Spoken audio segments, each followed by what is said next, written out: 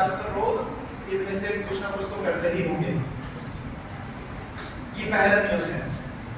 दूसरा नियम, ऐसे पदार्थ नहीं खाने जिनका भगवान को भोग नहीं लगता है। मांस, मछली, अंडा, प्याज, लहसुन, इसको भगवान को भोग नहीं लगता है, इसको नहीं खाना है बिल्कुल।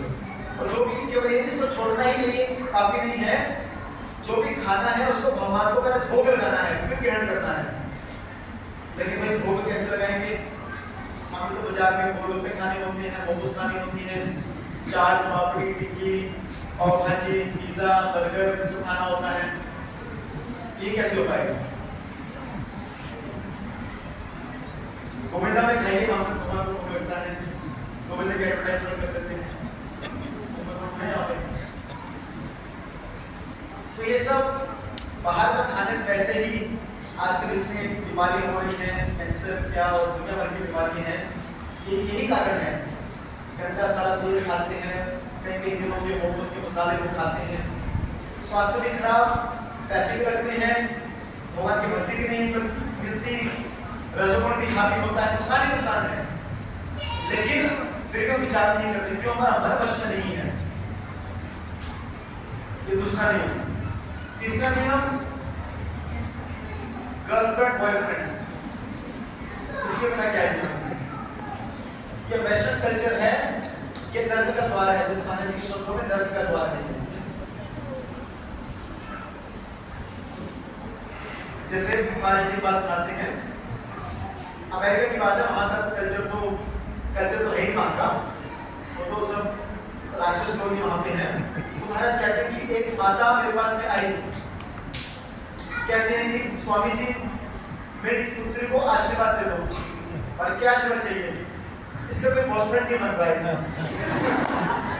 इसको आशीर्वाद दे दो। क्या बेटा को देता? ऐसे लोग हैं वहां पे,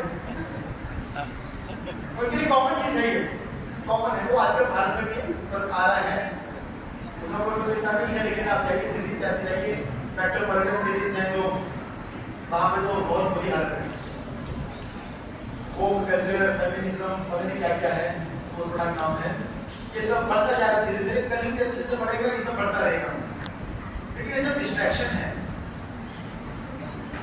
तो ये तीसरा नियम है, पुरुष के ऊपर स्त्री मां के समान, स्त्री के ऊपर पुरुष पिता के समान। Extra marital affair, pre marital affairs, ये सब नर्क है, साक्षात नर्क है। और चौथा नियम क्या है? शॉर्टकट तरीके से धन नहीं कमाना है, क्योंकि से बुद्धि हमारी भ्रष्ट हो जाती है। जुआ नहीं खेलना, और शास्त्रों को भी तोड़ तोड़ के प्रस्तुत नहीं करना।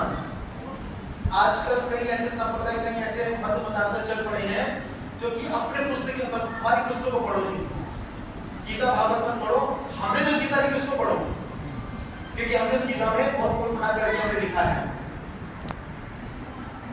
अब नाम तो क्या लेना है, कई ऐसे उल्पना चल रही है, इनको कहा जाता है कलयुग के संप्रदाय है, वो संप्रदाय, अप संप्रदाय, कुछ भी कह लो, कलयुग रूपी वो मत है, मतांतर है, कलयुग के मत मतांतर। एक है वो जेल में बैठा है, लेकिन अपने जेलर को कहता है मेरी पुस्तक का प्रचार करो, अपने को कबीर पंथी कहता है, और कबीर जी के नाम का बहुत ही उल्टा सीधा प्रचार करता है। कबीर जी तो भगवान के महान भक्त थे, बड़ा नाम भक्त थे कबीर जी, लेकिन कहते हैं कबीर ही भगवान है। सुना होगा आपने, ऐसे लोग भी हैं, उटपटांग लोगों को कहते हैं, गीता में ये लिखा है उटपटांग व्याख्या करते हैं। लेकिन कबीर जी क्या कहते हैं? कबीर जी कहते हैं, बोलिए सभी, कबीरा कबीरा क्या कहे, कबीरा कबीरा क्या कहे, चल यमुना के तीर, चल यमुना के तीर, एक गोपिन के प्रेम में, एक गोपिन के प्रेम में, बिक गए लाख कबीर, बिक गए लाख कबीर। तो क्या कबीरा कबीरा कहता है? कबीर ये है, कबीर वो है, कबीर वो है। अरे एक एक गोपी के प्रेम से यमुना किनारे चल करते, एक एक गोपी के प्रेम में लाखों कबीर पाए जाएंगे। गोपी का प्रेम कितना उच्च है, इतना श्रेष्ठ है। लेकिन आजकल के संप्रदाय उल्पटांग चल पड़े हैं और लोग उनके पीछे पीछे चले लगते हैं। लोगों को पता नहीं है कि असली चीज क्या है। हीरे की परत जोहरी को होती है और जोहरी की दुकान पे भीड़ नहीं होती है।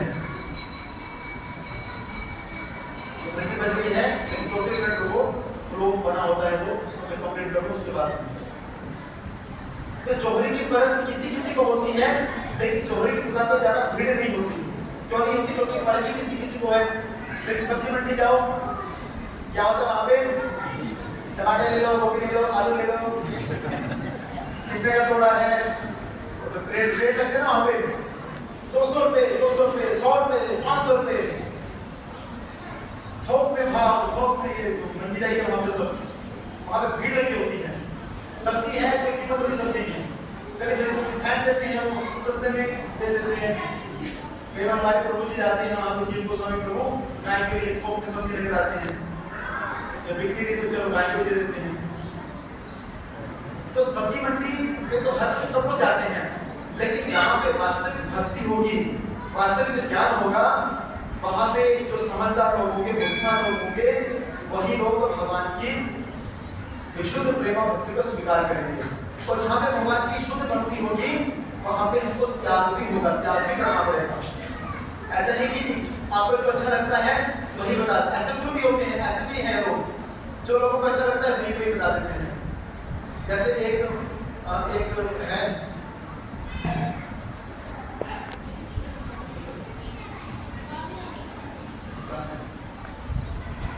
लेकिन आजकल जेल में है, वो साबरमती जेल में। तो वो लोगों को क्या क्या कहता है, लोगों को क्या कहता है कि आपके मन को जो अच्छा लगता है आप उनका मंत्र जपो। मेरे पास 5 प्रकार के मंत्र हैं, आपके मन को जो अच्छा लगता है उनका मंत्र जपो। तो महाराज जी के पास में एक माता आई, उसने कहा कि मैं भी वहां पे थी, उस भीड़ में मैं भी बैठी थी। तो मैं उनके पास गई, बात मुझसे मिली, मैंने उनको पूछा कि यदि हमें अपने मन के अनुसार ही करना है, फिर आप गुरु किस बात के हो? यदि आपको यही नहीं पता कि हमारी इच्छा क्या है, चेले की इच्छा क्या है, तो हम अपने मन के अनुसार हम कुछ भी करें। तो कहने करते हैं कि लोगों को जो अच्छा लगता है वो लोगों को वही करने के लिए बोल देते हैं। क्यों? क्योंकि इससे मार्केट बनती है, धन आता है, प्रतिष्ठा होती है। लोगों को सच्ची बात बताएंगे, कड़वी बात बताएंगे, तो आधे लोग उधर से हट जाएंगे, साफ हो जाएंगे, तो अपनी दुकानों की बंद हो जाएगी, दुकान बंद नहीं करना चाहते। इसलिए भगवान की जो भक्ति है उसमें त्याग भी हमें करना पड़ता है, समय भी देना पड़ता है। कभी जाके जो है, जब जो सोना है जब अग्नि में तपेगा तभी वो निकलेगा, तभी वो खिलेगा, तभी उसका जो ताप है, उसका जो चमक है उसकी बढ़ेगी। इसलिए सभी आज के इस शुभ अवसर पे